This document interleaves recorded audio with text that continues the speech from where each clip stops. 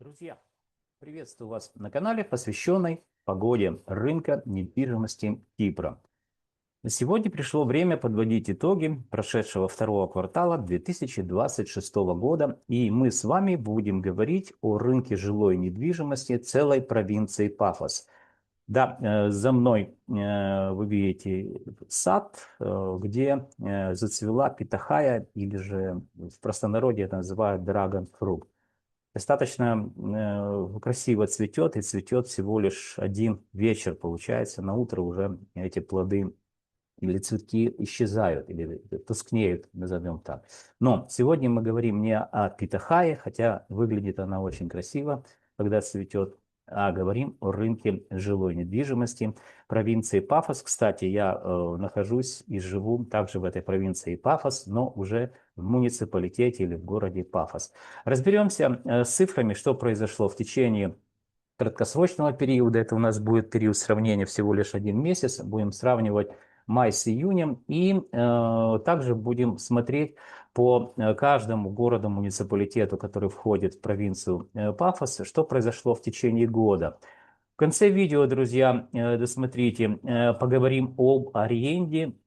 Ну, сразу же анонсирую, в 2026 году первое полугодие было, в общем-то, удачное для рынка недвижимости. То есть аренды выросла стоимость квадратного метра, в отличие от 2025 года. Ну и подводя итоги, поговорим о прогнозах и будем также опираться на на макропоказатели, макроэкономические показатели, я имею в виду, которые характеризуют развитие экономики острова Кипр, южной его части в целом. То есть это достаточно интересное будет сравнение для того, чтобы вы понимали, насколько выгодно, невыгодно покупать, сдавать в аренду недвижимость или просто приобретать ее, насколько она обесценивается во времени или наоборот дорожает. Ну, в общем, материала будет много, постараюсь за 25 минут все вам рассказать. Итак, переходим к просмотру слайдов, которые я подготовил, используя статистические данные, которые мне любезно предоставляет компания Olymp Consulting. Начинаем с административно-территориального деления острова Кипр. Мы видим, он делится на северную часть, где живут турки-киприоты, на южную часть, где живут греки-киприоты, и состоит из 6 провинций. Сегодня, ну, прочитайте, да, какие провинции входят в южную и в северную. Сегодня мы говорим о провинции, видите, вот здесь 6 номер, провинция Пафос. Это южная часть Кипра. На карте она отрисована вот таким светло-желтым, наверное, пятном и находится в западной части острова. Переходим также к более подробному, декомпозированному делению провинции Пафос уже на города-муниципалитеты. Ну, провинция Пафос, это карта Google так отрисовывает ее, видим западная часть острова, и в состав провинции входят, видим здесь 4 крупных города-муниципалитетов. Вокруг городов-муниципалитетов расположены агломерации из небольших населенных пунктов, деревень, которые административно подчиняются тому или иному крупному городу, муниципалитету. То есть поэтому мы говорим только всего лишь о 4 городах-муниципалитетах. Это Гераскипу, город Пафос, в котором я живу, город Пея, город Полис. Видите, вдоль побережья расположены данные города-муниципалитеты, но это не значит, что агломерации из маленьких населенных пунктов деревень как бы они могут и в центре, в предгорье находиться, дальше в горы, но относиться, допустим, в административно-территориальном подчинении к городу, муниципалитету, Гироскипу, Пафос и так далее. Итак, переходим к следующему от административно-территориального деления уже непосредственно к рынку недвижимости. Что произошло за один месяц, период сравнения у нас будет всего лишь май с июнем, будем сравнивать. Расскажу вам, что на слайде вы видите. Здесь карта муниципалитета города Пафос. Не путайте, провинция – это провинция, в которую входят города-муниципалитеты. Сейчас мы говорим о городе-муниципалитете Пафос, который входит, естественно, в провинцию Пафос. Итак, будем говорить о новом жилье. Давайте договоримся. Апартаменты класса А и Б – это новое жилье. Апартаменты класс С, Д, Е, Ф – это старое жилье. Чем отличается новое жилье от старого? Ну, во-первых, как гласит молва от компаний-застройщиков, эти апартаменты выполнены из более качественных материалов, то есть зимой не холодно, летом не жарко, экономно сберегающие они называются, или теплосберегающие материалы. Соответственно, апартаменты больших размеров, там однокомнатная может достигать 70 квадратных метров, ну точнее не однокомнатная, а с одной спальней, здесь так называется, с одной спальней, с двумя спальнями и так далее. И, естественно, более комфортным проживанием с точки зрения расположения жилищного комплекса. Как правило, это есть территория прилегающая, где присутствует там бассейн и, в общем-то, сад какой-то, детская площадка, ну и так далее. Да? То есть вот это все входит в ЖК, и, соответственно, это все стоит денег, и поэтому новое жилье гораздо дороже, и сейчас мы будем разбираться, от старого жилья. Итак, начнем. Апартаменты А и Б – это новое жилье. Буду называть новое жилье, друзья. За месяц рост плюс 0,50%. Если вы посмотрите вниз, уже не на карту, а вот здесь экселевская табличка, то вы увидите, какие локации присутствуют в городе, муниципалитете Пафос. Помните, мы начали с провинции Пафос, потом перешли к городу, муниципалитету Пафос. И теперь город Пафос также состоит из локаций, географических названий, где исторически сложилось и проживают в этих районах греки-киприоты. Итак, перечитывать все не буду, смысла в этом нет. Вы сами посмотрите, кого заинтересует, можете, в общем-то, остановиться на той локации, которая вас интересует. Я вот, кстати, проживаю район Tombox of the Kings, то есть это один из самых таких, в общем-то, недешевых, получается, районов. Итак, мы видим, что новое жилье за месяц показало динамику роста плюс 0,50%, и средняя стоимость квадратного метра достигла 2837 евро. Как считается среднеарифметическое число в целом по городу, муниципалитету Пафос, вы знаете. То есть суммируются вот эти все показатели и делятся раз, два, три, четыре, пять, шесть, семь на 8. Да? И вот получаем среднеарифметическое число. На карте вы также можете увидеть эту цифру 2837 евро. А вот теперь, друзья, давайте посмотрим, что произошло. Это то, чем занимаются аналитики за год в городе-муниципалитете Пафос. И мы говорим, конечно же, о новом жилье. И вот видим, как ни странно, всего лишь на 0,51% выросла стоимость квадратного метра нового жилья. Но, друзья, перед вами полная ретроспектива длиною в 12 месяцев. Период сравнения июнь 2025 год. Мы видим, что 2822 евро стоимость квадратного метра. Весь 2025 год, или по крайней мере вторая половина, мы видим снижение стоимости квадратного метра. И я вам говорил это в начале видео. И кто смотрит мои видео, это, в общем-то, присутствовало на протяжении 2025 года, второй половины. И, друзья, с февраля месяца 2026 года мы увидели, как стоимость квадратного метра стала незначительно, но расти, и выросла всего лишь в годовом измерении на 0,51%.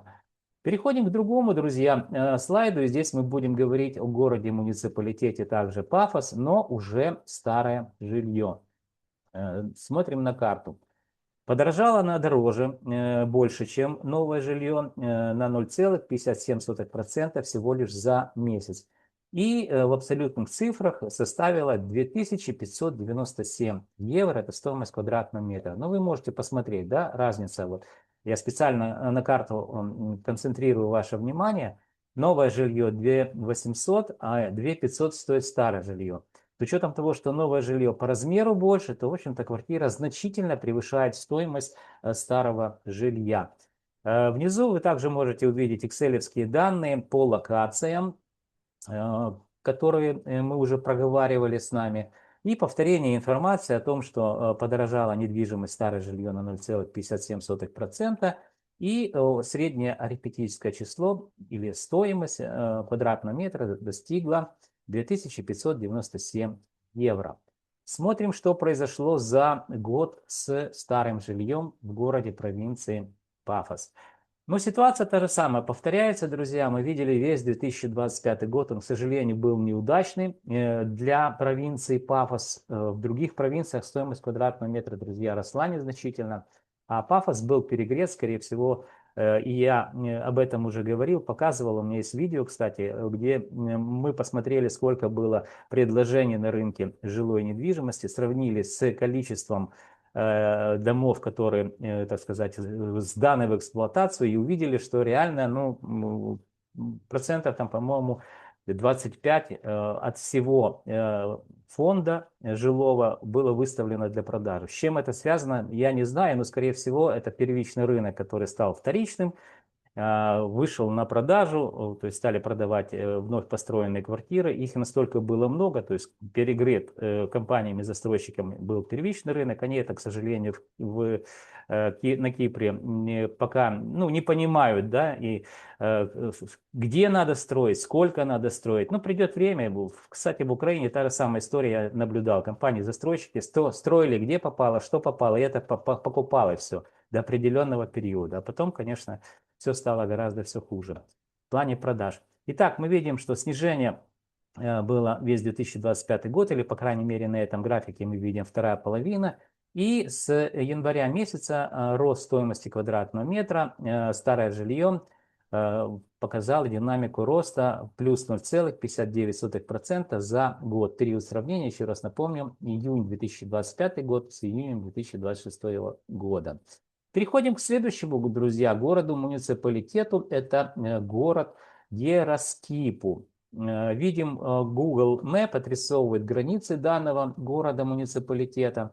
Также будем говорить о новом жилье. Давайте начнем с карты. Новое жилье подорожало на 0,55%, но стоимость, видим, 2574 евро, что, в общем-то, уступает, незначительно, но уступает первичному новому жилью в городе-муниципалитете Пафос.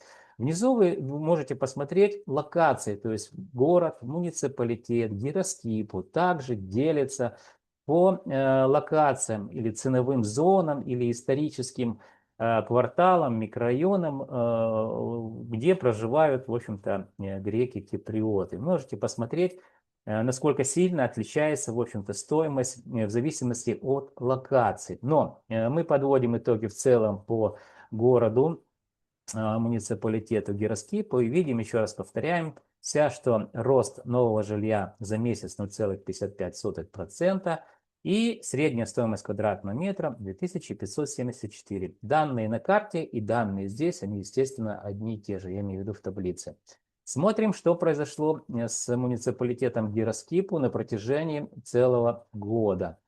Здесь мы видим, что, друзья, рост стоимости 1,79%. В общем-то, ничего себе, достаточно неплохой рост, то есть рынок ведет себя вполне адекватно. Почему я называю слово адекватно? Я покажу на примере макроэкономических показателей, которые публикует официально служба статистики Кипра, и, естественно, Евростат публикует, и мы вспомним вот эти слова мои: адекватно, неадекватно.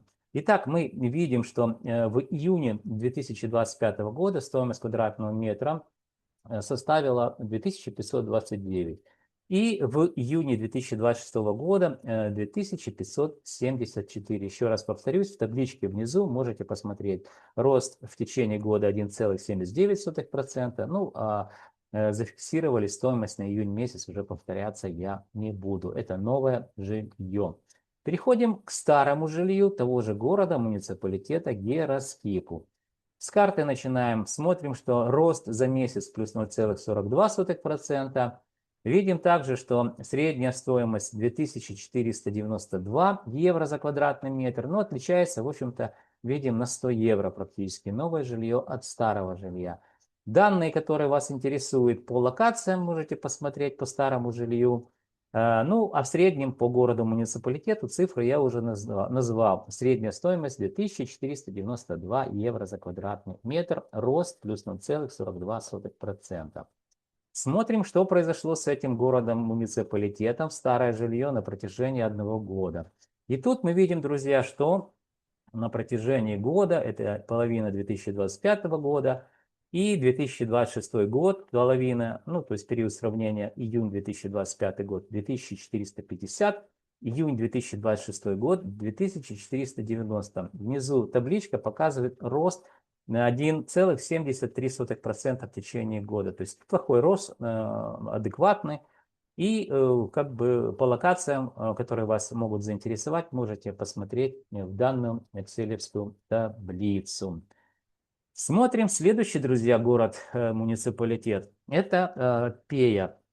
Ну, на самом деле, как бы так сказать, это с ну, масштабами, конечно, Киева или Украины это не сравнишь, да. Но по большому счету это маленький населенный пункт, ну, но статус имеет города-муниципалитета. И больше того, что ему административно принадлежат агломерации деревень, которые видим вот здесь на карте расположены.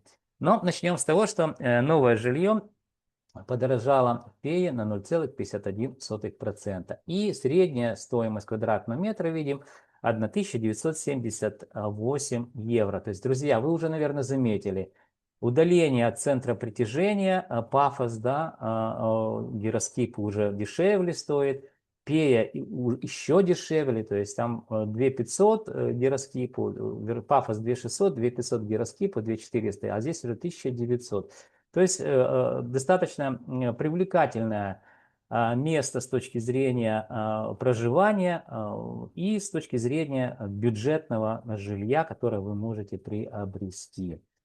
Повторюсь, рост незначительный, ну как незначительный, 0,5% и 1978 евро за квадратный метр. Давайте посмотрим, что с этим новым жильем произошло в течение года. А в течение года мы видим, что с июня 2025 года рост стоимости медленно и уверенно продолжает расти до 1978 евро, что в годовом измерении показало динамику роста больше, чем в Пафосе и больше, чем в Гироскипу. 2,49%. Вы можете посмотреть вот это все в этой экселевской таблице. Друзья, давайте посмотрим, что же все-таки произошло со старым жильем в этом же городе, муниципалитете Пея. Старое жилье также видим положительная динамика роста, плюс 0,56%.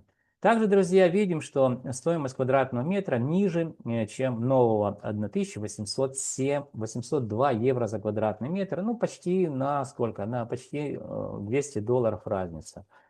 И видим, еще раз повторюсь, внизу экселевская табличка, где она посчитала, насколько подорожала стоимость квадратного метра за месяц. 0,56%. Давайте посмотрим, что с этим старым жильем произошло в течение года. Видим, что вот здесь по-другому совершенно выстроенный график. И это очень интересно. То есть все-таки даже в одном городе, муниципалитете, но разные классы жилья ведут себя по-разному. Итак, мы видим, что до декабря месяца в Пее старое жилье, стоимость квадратного метра медленно и уверенно, друзья, снижалась. И уже с января 2026 года мы увидели рост стоимости квадратного метра.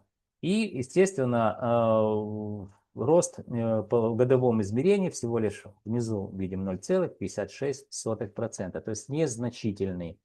Незначительные, так как вторую половину 2025 года мы видели снижение, а первую половину 2026 года мы уже увидели рост стоимости квадратного метра. Вот так, друзья, видите, совершенно по-разному ведет себя новое жилье и старое жилье в одном и том же городе-муниципалитете. Ну и последний город-муниципалитет, друзья. Здесь в выборку генеральную попали и новое жилье, и старое. Почему? Потому что рынок здесь достаточно такой, назовем его не то что неразвитый, количество объектов, которые попали в выборку, оно незначительное, то есть Компании-застройщики здесь активно не строят. Активно это, ну, в масштабах таких, как в Пафосе, допустим, или Гироскипу. Здесь меньше туристов, но очень интересное место, муниципалитет Полис. Рекомендую съездить. Природа кардинально меняется, отличается от природы в Пафосе, муниципалитете или Гироскипу. Итак, мы видим, что общая выборка показала нам динамику снижения за месяц минус 0,11%. И стоимость квадратного метра здесь 1884 евро, что, в общем-то, является самым бюджетным жильем в провинции Пафос. Вы можете пересмотреть данное видео с цифрами и увидите, что это соответствует действительности. Также вы можете посмотреть, друзья, как географию, да, то есть в муниципалитете Полис есть вот эти локация на зоны ценовые или же на районы, где проживают греки-киприоты, и стоимость квадратного метра здесь, друзья, мы видим, отличается. Незначительно, но, в общем-то, отличается. Итак, переходим к последнему слайду и будем разбираться, что произошло в Полисе в течение 1 года. И вот здесь, друзья, видим, что стоимость квадратного метра снижается на протяжении 12 месяцев. То есть вторая половина 2025 года снижение и первая половина 2026 года также снижение. 1915 это у нас был июнь 2025 года и 1884 июнь 2026 года, что показало динамику снижения минус 1,62%. То есть вот это неадекватное поведение рынка. Почему? Досмотрите до конца, я объясню, почему я считаю, что при определенных макроэкономических показателях, если рынок показывает снижение, то это неадекватное поведение рынка. Но этому наверняка есть причины. Смотрим следующий слайд. И здесь уже мы подводим итоги, друзья. Очень быстро пройдусь. Перед вами целая провинция Пафос. Посмотрите, как интересно вела себя недвижимость в краткосрочном периоде. Это период сравнения всего лишь 1 месяц. Давайте кратко подведем итоги. Это у нас новое жилье. Вот здесь красной строкой мы видим, что выросла стоимость квадратного метра на 0,52% по городу, муниципалитету. В среднем это среднеарифметическое число. Видим 2463 евро, куда входит муниципалитет Пафос, Гироскипу и Пегия. Индекс, друзья, положительный. Индекс недвижимости 1,005. А если говорить о старом жилье, среднеарифметическое число 2194 евро, что значительно уступает, насколько, на 200, да, на 300 почти евро новому жилью. И здесь динамика роста 0,40% за месяц. Мы говорим в целом, друзья, о провинции Пафос. Надеюсь, вы понимаете. Индекс положительный, единичка 0,04. Ну и вот этот достаточно интересный слайд, где вы уже посмотрите сводные данные, что произошло за год, период сравнения июнь 2025 с июнем 2026 года. Итак, подводя итоги, красная черта в целом по провинции, видим, что новое жилье 2463 в июне 2026 года, в целом по провинции, в 2025 году в июне это 2427 евро. Показала динамику роста на 1,48%. И ну, это вполне как бы адекватно. При этом мы видим, что Пея показала за год 2,49% роста, муниципалитет Гироскипу 1,78%, город Пафос муниципалитет всего лишь 0,5%. Это по новому жилью. Индекс положительный единичка, запятая 0,15. Старое жилье показало меньшую динамику роста, друзья, за год. 2194 евро, это у нас июнь 2026 год, сравнивая с июнем 2025 года, 2185 евро. То есть всего лишь рост на 0,5%, индекс положительный, единичка, запятая 0,04. Очень кратко, друзья, о индексах. Индекс – это макроэкономический показатель, который характеризует, как изменяется стоимость недвижимости во времени. На примере показываю, как он считается. Считается он достаточно просто, если, конечно же, у вас есть статистические данные. На примере целой провинции старого жилья показываю 2194 делим на 2185, получаем рост в процентах в годовом измерении 0,41% или положительный индекс единичка, запятая 0,04. Друзья, на протяжении многих лет в Украине я и до сих пор занимаюсь тем, что готовлю индексы для крупных украинских банков и иностранных банков, которые работают на территории Украины. Люди, которые меня смотрят, это фокус-группа людей в риск-менеджмент или по управлению по рискам. Они знают, как меняется стоимость денег во времени, а я знаю, как меняется стоимость денег, не денег, а стоимость недвижимости во времени. И это очень важно, потому что квартиры, под которые были выданы финансовые средства, то есть ипотека, да, для финансового учреждения очень важно понимать, растет стоимость недвижимости или же снижается.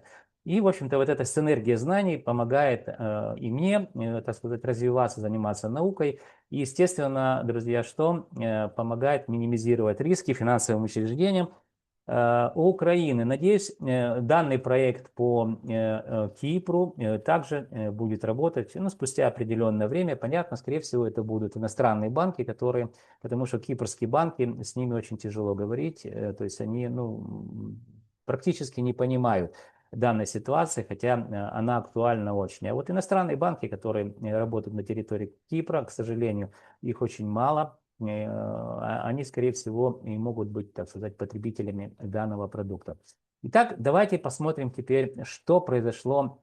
Это уже предпоследний слайд. Друзья, макроэкономические показатели. Мы первый квартал, за второй квартал еще не опубликованы они не службой статистики Кипра, не Евростатом, естественно, а вот за первый квартал мы можем посмотреть. Начнем с чего? Начнем с того, что внутренний валовый продукт характеризует основные, так сказать, показывает тенденции, которые мы наблюдаем, что происходит с экономикой в целом. Да?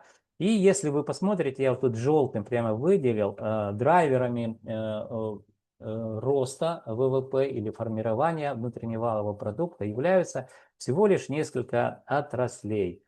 Это розничная торговля, это ремонт автомобилей, это информационные технологии и коммуникации, и также финансовая и страховая деятельность. То есть вы не видите здесь, друзья, что? Не видите строительной отрасли от слова совсем.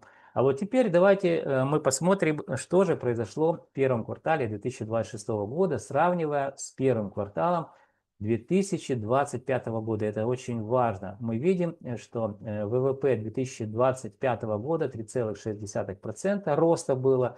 Естественно, сравнивается это с первым кварталом 2024 года. Но мы сейчас говорим о вот этом графике, рисунке, да, и видим, что первый квартал нам показал динамику снижения на 3%. Друзья, я предполагаю, что второй квартал покажет нам динамику роста 2,8 или 9%. То есть мы видим, что, друзья, что снижается рост ВВП, сравнивая, естественно, квартал к кварталу, год к году. Это тревожный сигнал. И, соответственно, те драйверы, как я называю, которые формируют внутренний валовый продукт, здесь мы не видим строительной отрасли от слова совсем.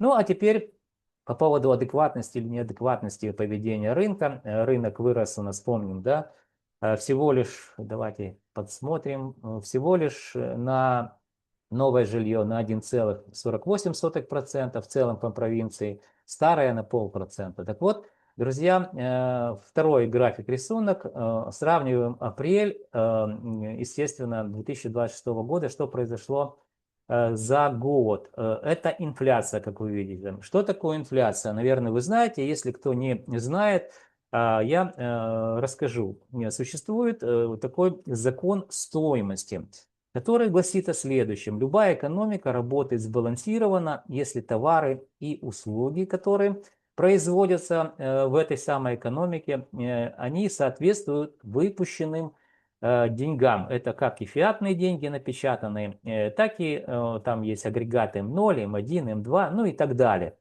Обязательства страны в том числе. И вот мы видим, если вдруг происходит, что денег становится больше, чем выпущено товаров и услуг, а видите, товары и услуги, что это вот как раз товары и услуги характеризуют ВВП, снижается на 3%, то увеличивается инфляция, то есть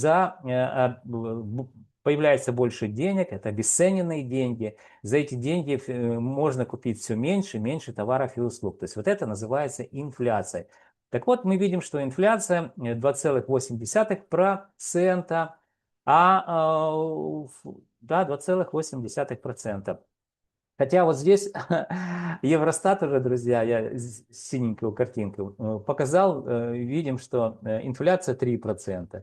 То есть, ну, они округлили, хотя я не знаю, можно ли так это делать, да, все-таки. Ну, скорее всего, это ошибка, но Евростат показал нам 3% инфляция, естественно, первый квартал 2026 года, а не Евростат, а уже служба статистики Кипра показала 2,8%. Ну, так или иначе, в любом случае, давайте посмотрим еще интересный показатель, третий вот этот, видите? Это учетная ставка. Учетная ставка Национального банка или Центрального банка, в разных странах по-разному называется, нам 2,15%. Ну, что такое учетная ставка, друзья? Давайте я вам напомню, если кто не знает или подзабыл. Учетная ставка, которую именно Нацбанк или Центральный банк устанавливает, это стоимость денег на внутреннем рынке, так сказать, финансов. Вы понимаете, да, что вот эти 2,15% под такие деньги могут кредитоваться банки, которые уже дальше, выходя на рынок, кредитуют физлиц и там юрлиц. Больше там 6% я не видел, но вот это вот разница между 2,15% и, допустим, 5%, под которые кредитуют коммерческие банки Кипра. Вот это разница, на которую, собственно говоря, развивается банковский бизнес. А теперь мы знаем основные макроэкономические показатели, которые характеризуют развитие экономики в целом, причем и банковского сектора. И последний слайд очень интересный, и мы будем говорить об адекватности или неадекватности рынка недвижимости, исключительно рассуждая через призму цифр. Аренда. Напомню вам, аренда, друзья. Ну, здесь мы говорим, давайте в целом будем по провинции. Вы можете просто посмотреть по каждому городу, муниципалитету. Сюда входит с одной спальней, с двумя, с тремя и выше. Новое жилье, новые апартаменты, старые апартаменты. Здесь нет вилл, домовладений, чтобы вы просто понимали. Да, это многоквартирные, так сказать, дома, в которых сдается в аренду недвижимость. И вот мы посмотрим, что произошло за год с данной недвижимостью, которая сдается в аренду в целом по провинции Пафос. Давайте, новое жилье, красный шрифт. В июне 2026 года 1123 евро. Это арендная плата за месяц. Еще это простонародье называется, друзья, пассивный доход. Помните, да? То есть купил или инвестировал деньги в квартиру и сдаешь ее в аренду, и тем самым получаешь пассивный доход. Так вот, пассивный доход составил за год, видим, рост аренды в Пафосе провинции 10,39%. То есть я, друзья, не ошибся. Я пересмотрел, как сказать, проверил данные. И теперь в качестве примера, предположим, у вас есть, давайте вернемся к этому слайду, который предыдущий. Вот здесь мы процентные ставки есть, видите, да? Депозитная, процент по депозиту. Если у вас есть, допустим, ну, к примеру, есть у вас 10 тысяч евро, Это пример для того, чтобы математика была понятна. И вы положите эти 10 тысяч евро на депозит, то вы получите сколько, друзья? Всего лишь 2% годовых, то есть 200 евро в год. То есть это ни о чем. А если вы, друзья, приобретете, это тоже пассивный доход. А если вы приобретете недвижимость, я сейчас никому не советую ни покупать, ни приобретать, ни сдавать в аренду, просто мы рассуждаем цифрами, как ведет себя рынок недвижимости, новое жилье. Если вы приобретаете недвижимость на Кипре, при этом можете посмотреть разные цифры в зависимости от города, муниципалитета. Но в целом по провинции рост аренды на 10 целых, не 2%, а 10,39%. То есть квартира средняя где-то, новое жилье 200 тысяч, 250, приобретя ее и сдавая ее в аренду, вы будете получать в годовом измерении пассивный доход. Не 2%, как вам финансовое учреждение, а 10,39%. Единственное, конечно, здесь надо учесть амортизацию, убрать налоги. В любом случае это будет порядка, наверное, я думаю, 8%. Но все равно это выше гораздо, чем та ставка процентная, которую вам предлагают финансовые учреждения. Итак, друзья, старое жилье. Здесь немножко ситуация другая. Мы видим, что аренда старого жилья, сравнивая июнь 2026 года, 901 евро в месяц аренда. В июне 2025 года это было 872 евро за месяц. Сюда не входят, друзья, коммунальные услуги. Видим в годовом измерении рост 3,33%. То есть новое жилье растет в 3 раза выше, чем старое жилье. То есть раз выше растет, значит больше востребовано. За счет чего, друзья, можно, как оно называется, догадаться, но давайте об этом мы будем говорить уже в следующих видео, а пока мы подвели итоги, сделали, так сказать, умозаключение о том, что, наверное, выгодно на сегодняшний день приобретать недвижимость, так как аренда растет, и поговорим о прогнозах. Давайте я закрою слайды. Перед этим давайте еще раз покажу вам, что рост новое жилье за год выросло всего лишь на 1,5% по стоимости, старое на 0,5%. И вот теперь о прогнозах. Давайте закрою. Прогнозы, друзья. Я предполагаю, что за оставшиеся 2 квартала мы увидим незначительную динамику роста как нового, так и старого жилья. То есть где-то в порядка, наверное, 3% в годовом измерении будет рост по новому жилью, по старому жилью будет порядка 2%. Это вполне адекватное поведение рынка. Почему? Потому что, помните, инфляция 2,8, это служба статистики Кипра, а Евростат говорит 3%. То есть вот именно настолько, насколько обесцениваются деньги, должна дорожать недвижимость. И это я называю адекватным поведением рынка. То есть первичный рынок на 3%, сейчас он 1,5% показывает роста, напомню, это июнь месяц, то до конца года будет это 3%, как раз вот эта инфляция и, так сказать, этот же рост стоимости на уровень инфляции, вот это есть адекватное поведение рынка. Вроде все рассказал, про аренду рассказал. Следующее видео будет посвящено провинции Фамагуста, провинции Никосия. Это все отдельные будут видео, я записываю по каждой провинции отдельное видео. Провинция Лимассол и провинция Ларнака. Смотрим, друзья, задаем вопросы, если таковой появляется, с удовольствием отвечу. Еще вы должны помнить, друзья, да, лайки, дизлайки ставьте данному видео. И вы должны помнить, что я ваш скромный слуга и компания Олимп Консалтинг готовим для вас ежемесячные обзоры рынка недвижимости острова Кипр, которые, в общем-то, помогут вам не заблудиться в каменных джунглях недвижимости, естественно. Не тех джунглях, которые за моей спиной, это джунгли в моем саде, а именно не заблудиться в джунглях каменных острова. Или, по крайней мере, данные обзоры будут картой, которая поможет вам, так сказать, или компасом в этом данном, так сказать, путешествии в мире недвижимости. Друзья, До встречи в следующих моих видео. Не забудьте подписываться, ставьте лайки, ну или дизлайки. До встречи.